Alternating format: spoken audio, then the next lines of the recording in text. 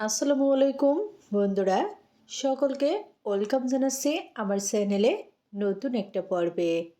আজকে আমি শীতকালীন 3টি পিঠার রেসিপি তোমাদের সাথে শেয়ার করব। পিঠাগুলা তৈরি করা একেবারে সহজ আর খেতেও অসাধারণ। তো আমার মনে হয় তোমাদের কাছেও আজকের এই পিঠাগুলা খুবই ভালো লাগবে। তাহলে চলো দেখে নিই পিঠাগুলা কিভাবে তৈরি করছি। পিঠা তৈরির শুরুতে প্রথমে একটা ডো তৈরি করব। এর জন্য প্যানে নিয়ে নিচ্ছি 1.5 বাটি পানি, টেস্ট অনুযায়ী লবণ।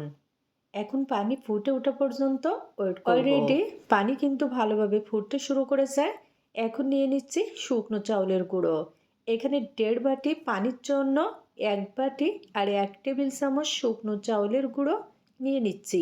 চুলার আঁচটা মিডিয়াম টু লোতে রেখে অনবরত নেড়ে ছেড়ে ডো তৈরি করে নিচ্ছি। ডো কিন্তু প্যান থেকে ছেড়ে দিচ্ছে, অর্থাৎ ডোটা ভালোভাবে তৈরি হয়ে গেছে। এখন নামিয়ে ঢাকনা দিয়ে ঢেকে রাখছি 5 মিনিটের জন্য। পুর তৈরির জন্য নিয়ে নিচ্ছি 150 গ্রাম পরিমাণ পাটালি, 2 টেবিল চামচ পানি। যেহেতু পাটালি, এর জন্য পানি দিয়ে এই পুরটা তৈরি করব, তাহলে খুবই সহজে পুরটা তৈরি করে নেওয়া যাবে। নিয়ে নিলাম 1 কাপ নারকেল কুড়ানো আর 1 চিমটি লবণ। 3 থেকে 4 মিনিট লো আছে এরকম নেড়ে চেড়ে পুরটা তৈরি করে নিয়েছি। পুর কিন্তু রেডি, চুলা থেকে নামিয়ে নিচ্ছি। আর এদিকে ডো ভালোভাবে সেট হয়ে গেছে, তো এখন মথে নিব। ডো কিন্তু কুসুম গরম অবস্থায় আছে, আর এরকম কুসুম গরম অবস্থায় মথে নিতে হবে। মথে নেওয়া হয়ে গেছে। বোর্ডের উপরে নিয়ে অল্প গুঁড়ো ছিটিয়ে দিয়ে একটা বড় সাইজের রুটি বেলে নিচ্ছি। এই রুটি কিন্তু খুব বেশি পুরু হবে না, আবার একবার পাতলা হবে না। একটা কৌটার মুখ নিয়ে নিলাম, আর এই বড় রুটি থেকে ছোট রুটি কেটে নিচ্ছি। পুর দিয়ে দিলাম পরিমাণ মতো। এরকম একটু বেশি করে দিতে হবে, তাহলে কিন্তু পিঠাটা খেতে বেশি ভালো লাগবে। চারপাশ দিয়ে পানি দিয়ে দিচ্ছি, এতে করে খুবই সহজে আটকানো যাবে। আরেকটা ছোট রুটি দিয়ে দিলাম। এখন খুবই ভালো করে চারপাশটা এরকম চেপে চেপে লাগিয়ে নিচ্ছি। অবশ্যই কাজটা একটু ভালোভাবে করতে হবে, তা না হলে কিন্তু ভাজার সময় খুলে যাবে। এখন এরকম করে চারপাশটা মুড়ে নিচ্ছি। মুড়ে নেওয়া হয়ে গেছে। এখন একটা সরনা দিয়ে এভাবে ডিজাইন করে নিচ্ছি। বন্ধুরা, আমি কিন্তু আমার পছন্দ মতো এখানে ডিজাইনটা করে নিচ্ছি। তোমরা চাইলে তোমাদের পছন্দ মতো যে কোনো ডিজাইন করে নিতে পারো। তবে এই ডিজাইনটা কিন্তু একেবারে সহজ। একটু ভালো করে দেখলে কিন্তু খুবই সহজে তোমরাও এভাবে সুন্দর ডিজাইনে এই পিঠাটা তৈরি করে নিতে পারবে।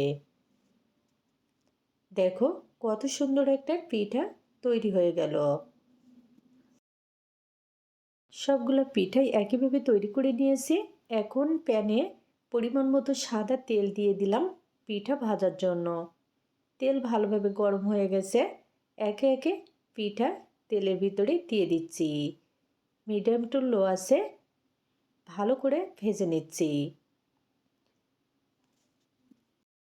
3 মিনিট মতো ভাজার পরে দেখো পিঠায় খুবই সুন্দর কালার চলে এসেছে আর ভাজা হয়ে গেছে। এখন তেল থেকে তুলে নিচ্ছি। পিঠাটা যদি ভালো লাগে অবশ্যই তৈরি করে দেখবে। এবার তৈরি করব ফুল পিঠা। তো ফুল পিঠা তৈরির জন্য এখানে বলে নিয়ে নিচ্ছি 1.5 বাটি শুকনো চাউলের গুঁড়ো। এই পিঠাটা কিন্তু শুকনো চাউলের গুঁড়ো দিয়ে তৈরি করতে হবে। টেস্ট অনুযায়ী লবণ আর নর্মাল পানি। এখানে 1.5 বাটি চাউলের গুঁড়োর জন্য 1 বাটি পরিমাণ পানি লাগছে। এরকম অল্প অল্প করে পানি দিয়ে ব্যাটারটা তৈরি করে নিতে হবে, যেন কোনো রকম দলা না থাকে। দেখো বন্ধুরা, ব্যাটারটা তৈরি হয়ে গেছে। এখন অন্য একটা বলে এখান থেকে অর্ধেকটা পরিমাণ ব্যাটার নিয়ে নিচ্ছি। আর এই ব্যাটারে নিয়ে নিলাম অল্প একটু food colour, orange food colour.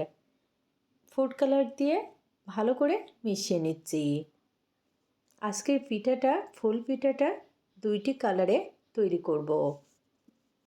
মিশিয়ে নেওয়া হয়ে গেছে। এখন এখানে একটা স্টিলের থালা নিয়েছি আর থালায় অল্প কয়েক ফোঁটা তেল দিয়ে ব্রাশের সাহায্যে চারিদিকে ছড়িয়ে নিচ্ছি। এখন সাদা ব্যাটারটুকু এই স্টিলের প্লেটে দিয়ে দিলাম। একইভাবে অরেঞ্জ কালারের ব্যাটারটুকু একটা বাটিতে নিয়ে নিলাম। এখন চুলায় প্যান দিয়ে প্যানে একটা স্ট্যান্ড বসিয়ে দুইটি থালায় আমি ভাপে দিয়ে নিচ্ছি। এই ভাপ দিতে কমপক্ষে 5 থেকে 7 মিনিট টাইম লাগবে। একটা ঢাকনা দিয়ে ঢেকে দিলাম। এখন ভাপ দেওয়া হয়ে গেছে, নামিয়ে ঠান্ডা করে মথে নিব।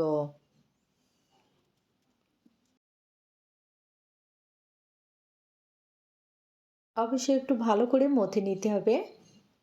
দেখো খুবই সুন্দরভাবে দুইটি ডো তৈরি করে নিয়েছি। এখন এখান থেকে এরকম ছোট লেচি কেটে আবারও একটু মথে এরকম একটা পিঠার ছাঁচ নিয়েছি। ছাঁচে অল্প একটু তেল লাগিয়ে নিয়ে এখন এরকম করে চেপে ফুল পিঠাটা তৈরি করে নিচ্ছি। পিঠা তৈরি হয়ে গেছে। এখন এরকম করে একটু ডিজাইন করে নিচ্ছি। বন্ধুরা এখানে কিন্তু আমি আমার পছন্দ মতো ডিজাইন করে নিচ্ছি। দেখো এরকম করে ঔষধের খোলা দিয়ে একটু চারপাশটা নকশা করে নিলাম। এতে করে পিঠাটা দেখতে কিন্তু খুবই সুন্দর লাগবে।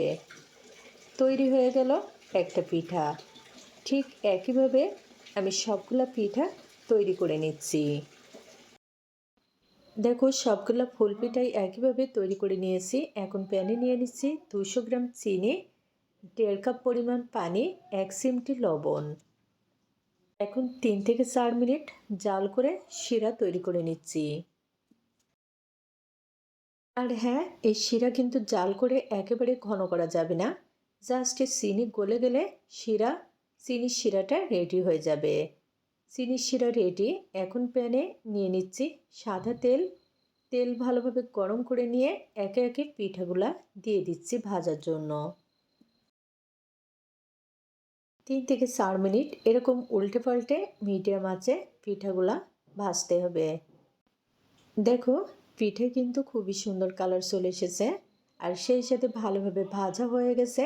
এখন তেল থেকে তুলে সরাসরি এই গরম পিঠা চিনির শিরার ভিতরে দিয়ে দিচ্ছি ভেজানোর জন্য।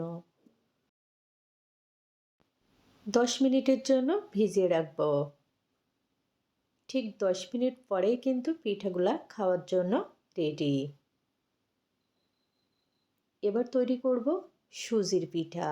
এর জন্য বলে নিয়ে নিলাম 2টি ডিম, 1 চিমটি লবণ আর 2 টেবিল চামচ চিনি। এখানে একটা ডিম নিলে 1 টেবিল চামচ চিনি নেবে আর 2টি ডিম নিলে 2 টেবিল চামচ চিনি নিতে হবে। এখন ভালো করে চিনি আর ডিম মিশিয়ে নিচ্ছি। মিশিয়ে নিয়েছি। এখন এর ভিতরে নিয়ে নিচ্ছি সুজি, 250 গ্রাম সুজি। এখানে 2টি ডিমের জন্য 250 গ্রাম সুজি কিন্তু পারফেক্ট। সুজি দেওয়ার পরে আবারও 2 থেকে 3 মিনিট এরকম নেড়ে চেড়ে মিশিয়ে নিতে হবে।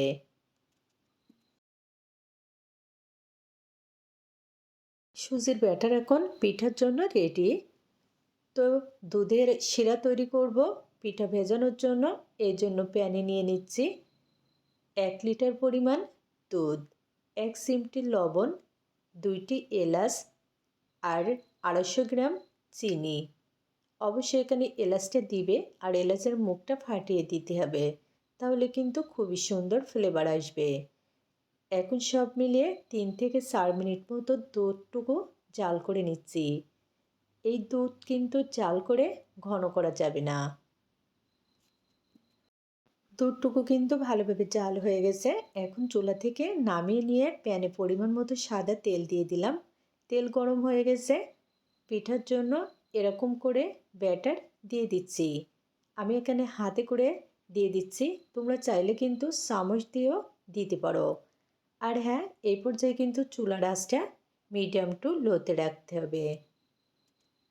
প্রায় 3 মিনিট মতো পরে এখন পিঠাগুলা উল্টে নিচ্ছি। পিঠাগুলা কিন্তু অনেক বেশি ফুলে উঠেছে। 1 থেকে 2 বার উল্টে পাল্টে পিঠাগুলা ভাজতে হবে। অলরেডি কিন্তু পিঠায় খুবই সুন্দর কালার চলে এসেছে। এর থেকে আর বেশি ভাজা লাগবে না। এখন পিঠাগুলো তুলে সরাসরি দুধের শিরার ভিতরে দিয়ে দিচ্ছি। আর হ্যাঁ, এখানে কিন্তু দুধের শিরা খুব বেশি গরম থাকা অবস্থায় দেওয়া যাবে না। সবগুলো পিঠা দুধের শিরার ভিতরে ভিজিয়ে দিয়েছি। এখন 5 মিনিট মতো ওয়েট করব। 5 মিনিট পরেই কিন্তু খাওয়ার জন্য উপযোগী হবে। দেখো 5 মিনিট পরে পিঠাগুলো ফুলে কিন্তু দ্বিগুণ হয়ে গেছে আর একেবারে নরম তুলতুলে হয়েছে। তো পিঠার রেসিপিগুলো ভালো লাগলে অবশ্যই তৈরি করে দেখবে। আজকে আর নয়, অন্য কোনো দিন দেখা হবে। ধন্যবাদ সবাইকে।